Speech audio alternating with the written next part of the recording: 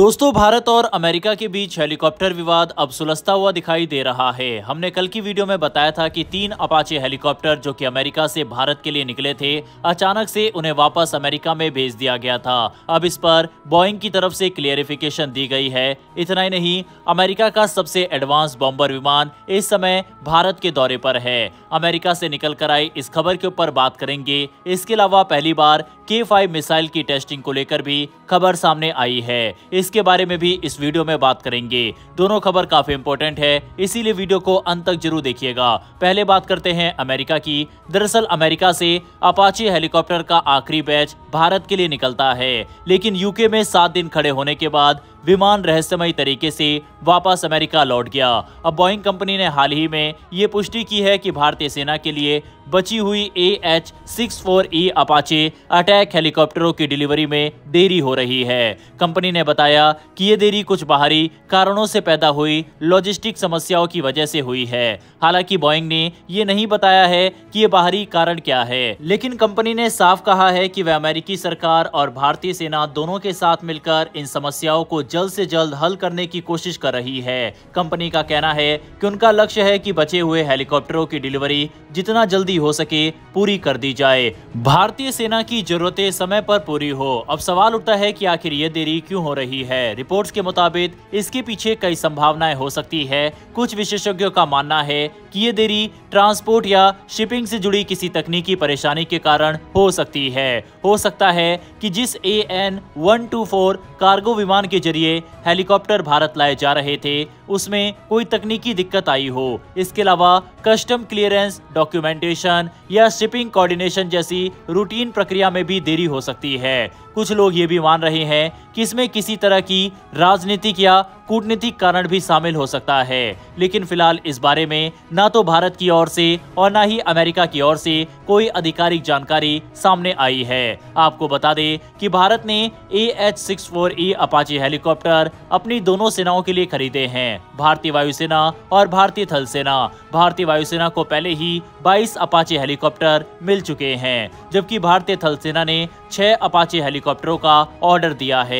इनमें से 3 हेलीकॉप्टर पहले ही भारत को मिल चुके हैं, जबकि बाकी 3 की डिलीवरी में यही देरी चल रही है। सेना के लिए बनाए गए इन अपाचे हेलीकॉप्टरों में कुछ खास बदलाव किए गए हैं ताकि उन्हें जमीन पर ऑपरेशन के लिए और ज्यादा सक्षम बनाया जा सके। इनमें विशेष एवियोनिक्स मिशन सिस्टम लगाए गए हैं जो थल सेना की जरूरतों के हिसाब से डिजाइन किए गए हैं। जैसे ही बचे हुए 3 हेलीकॉप्टर भारत पहुंच जाएंगे, वे सेना के एविएशन कॉर्प्स में शामिल हो जाएंगे। इनके आने से भारतीय सेना की अटैक हेलीकॉप्टर क्षमता और अधिक मजबूत हो जाएगी, खासकर जब ये देश में बने लाइट कॉम्बैट हेलीकॉप्टर यानी LCH के साथ काम करेंगे। वहीं बोइंग ने यह भी दोहराया है कि वह अपने कॉन्ट्रैक्ट को पूरा करने के लिए पूरी तरह प्रतिबद्ध है और सभी डिलीवरी जल्द से जल्द पूरी की जाएंगी। अब सभी की नजर इस बात पर है कि आखिर बोइंग इन दिक्कतों को कब तक सुलझाकर बचे हुए अपाचे हेलीकॉप्टर भारत को सौंप पाता है। वहीं दूसरी तरफ अमेरिका और भारत के बीच बढ़ते सैन्य सहयोग का एक शानदार उदाहरण हाल ही में देखने को मिला,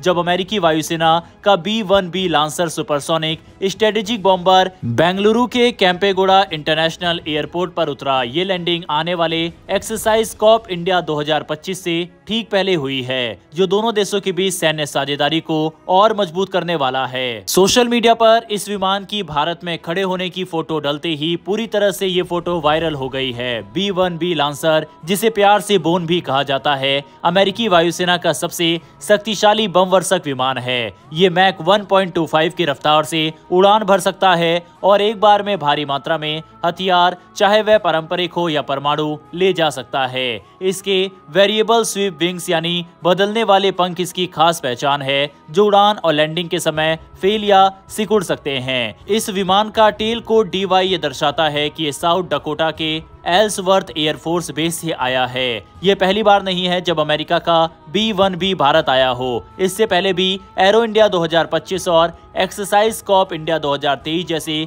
आयोजनों में ये हिस्सा ले चुका है, लेकिन इस बार इसका आगमन खास माना जा रहा है क्योंकि ये सीधा कॉप इंडिया 2025 अभ्यास से जुड़ा है, जिसमें भारत और अमेरिका की वायुसेनाएं मिलकर high level air combat training और टैक्टिकल कोऑर्डिनेशन करेंगी। इस अभ्यास में fighter jets, transport support aircraft और अब हैवी बॉम्बर जैसे लांसर भी शामिल रहेंगे। 11 नवंबर को इस बॉम्बर के बेंगलुरु एयरपोर्ट पर उतरने के वीडियो और तस्वीरें सोशल मीडिया पर तेजी से फैले। लोग इसे शानदार और ऐतिहासिक पल बता रहे हैं। एयरपोर्ट के आसपास सुरक्षा भी बढ़ा दी गई है और भारतीय वायुसेना इस मिशन से जुड़े सभी लॉजिस्टिक सपोर्ट पर अमेरिकी दल के साथ करीबी तालमेल बनाए हुए हैं। चलिए अब बात करते हैं भारत की सबसे आधुनिक submarine launch ballistic missile K5 के महत्वपूर्ण कंपोनेंट की टेस्टिंग की। भारत की परमाणु शक्ति क्षमता को एक नया बल मिला है।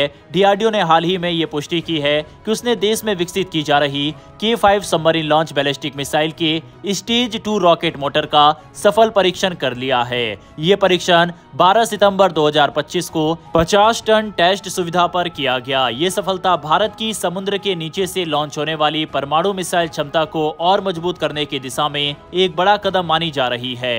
K5 मिसाइल को भारत की अरिहंत क्लास और आने वाली S5 क्लास परमाणु पनडुब्बियों में तैनात करने के लिए तैयार किया जा रहा है। इस मिसाइल की सबसे बड़ी खासियत यह है इसमें MIRV यानी multiple independently targetable re-entry vehicle तकनीक शामिल है। इसका मतलब है कि एक ही मिसाइल कई वॉरहेड लेकर जा सकती है और हर वॉरहेड अलग अलग टारगेट को सटीकता से निशाना बना सकता है। ये तकनीक भारत की सेकेंड स्ट्राइक क्षमता यानी अगर दुश्मन पहले हमला करे तो उसके जवाब में भारत की जवाबी मारक क्षमता को और भी विश्वसनीय बनाती है। रिपोर्ट्स के अनुसार K5 मिसाइल की रेंज करीब 8000 किलोमीटर तक जा सकती है, खासकर तब जब इसे हल्के वॉरहेड के साथ इस्तेमाल किया जाए। इसका मतलब यह है कि भारत अगर हिंद महासागर की गहराइयों से भी लॉन्च करे तो एशिया के कई देशों और इससे आगे के महत्वपूर्ण शहर इस मिसाइल की पहुंच में आ जाएंगे। इस बार जिस स्टेज 2 मोटर का सफल परीक्षण हुआ है उसका आकार बेहद विशाल है।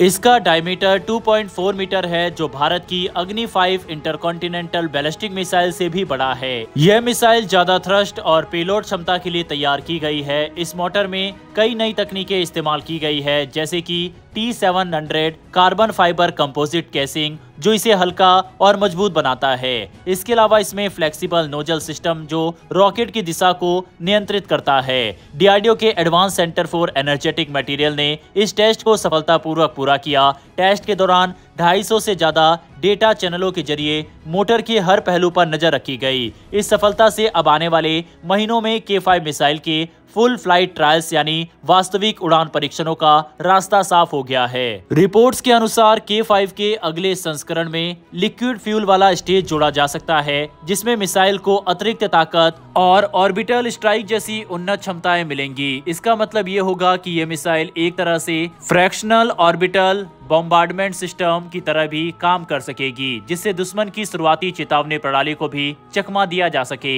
भारत की बढ़ती सामरिक जरूरतों के बीच K5 मिसाइल का विकास चीन और पाकिस्तान की समुद्री परमाणु क्षमताओं के जवाब के रूप में देखा जा रहा है। आने वाले समय में ये मिसाइल S5 क्लास SSBN पनडुब्बियों में तैनात की जाएगी जो लगभग 13,000 टन वजन की होंगी और पूरी तरह देश में बनी 200 मेगावाट न्यूक्लियर रिएक्टरों से चलेगी। K5 मिसाइल का ये नया अध्याय भारत की समुद्र आधारित परमाणु ताकत को एक नई ऊंचाई पर ले जाता है जो किसी भी स्थिति में देश की सुरक्षा को अडिग बनाए रखेगा। बहरहाल दोस्तों इस वीडियो में इतना ही। अगर आपको ये इन्फॉर्मेशन और वीडियो पसंद आई हो तो वीडियो को लाइक करके हमारी आने वाली डेली ऐसी वीडियो के लिए नीचे दिए गए सब्सक्राइब बटन को प्रेस कर बेल आइकन को जरूर दबा लें। फिर मिलेंगे ऐसी एक नई वीडियो के साथ। धन्यवाद। जय हिंद, जय भारत।